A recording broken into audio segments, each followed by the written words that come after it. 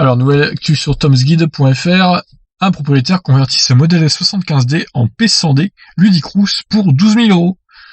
Alors, ça peut paraître peu cher, là, pour le coup, en plus en mode Ludicrous. Donc voyons cet article. Le propriétaire d'une Model S 75D ayant envie de plus de puissance et d'autonomie a demandé aux équipes d'électrifier de garage de la convertir en P100DL grâce aux pièces récupérées sur une voiture accidentée.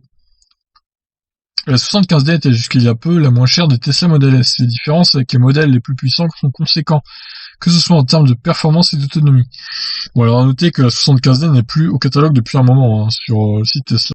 Ils vendent plus que des Tesla long range, enfin des Model S long range. Si la plupart des propriétaires auraient simplement revendu leur voiture pour en acheter une autre, celui-ci de cette 75D a décidé de faire modifier son véhicule en remplaçant les moteurs et la batterie. Le rêve de ce propriétaire est de posséder la plus puissante des Model S, la P100D avec le mode Ludicrous, souvent écourté en P100DL. Toutefois, un modèle 2018 avec autopilote d'occasion vendu par Tesla revient à un peu plus de 97 000 $. Le prix de reprise de sa 75D étant relativement faible, cela représentait une dépense trop élevée. Il a donc cherché à faire modifier sa voiture en faisant appel à des pièces d'occasion et au savoir-faire de Électrifié de Garage, qui avait montré comment faire l'entretien de sa Model 3 en 30 minutes. La société a été créée par Rich Benoit. Plus récemment, il s'est mis en tête de recréer le Cyberquad sans attendre sa sortie dans quelques années. Oui, ça j'avais vu ça. Pour les pièces, ils ont acheté aux enchères une P100DL très endommagée dans un accident, mais dont la batterie et les moteurs ont miraculeusement survécu. Les mécaniciens du garage se sont mis au travail, l'opération ne s'est pas déroulée sans souci, mais ça m'étonne pas. Certaines pièces n'étant pas suffisamment interchangeables, de nombreuses adaptations ont dû être faites, que ce soit au niveau du refroidissement ou de la connectique électrique.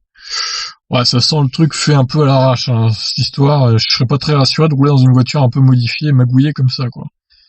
Au final, l'épave a coûté 30 000 $, auquel il a fallu ajouter 9 000 $ de main-d'œuvre. Toutefois, il est parvenu à revendre les pièces restantes de la P100D pour 10 000 $, ainsi que le moteur de sa 75D pour 2 500 $ et sa batterie pour 13 500.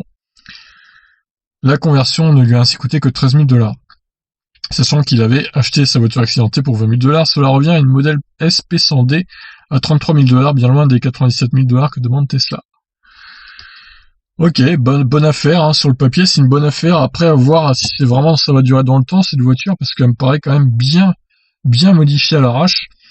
Même si je ne doute pas que le garage sait faire du bon boulot, mais bon, c'est quand même des modifications importantes, des adaptations, donc c'est jamais très bon tout ça.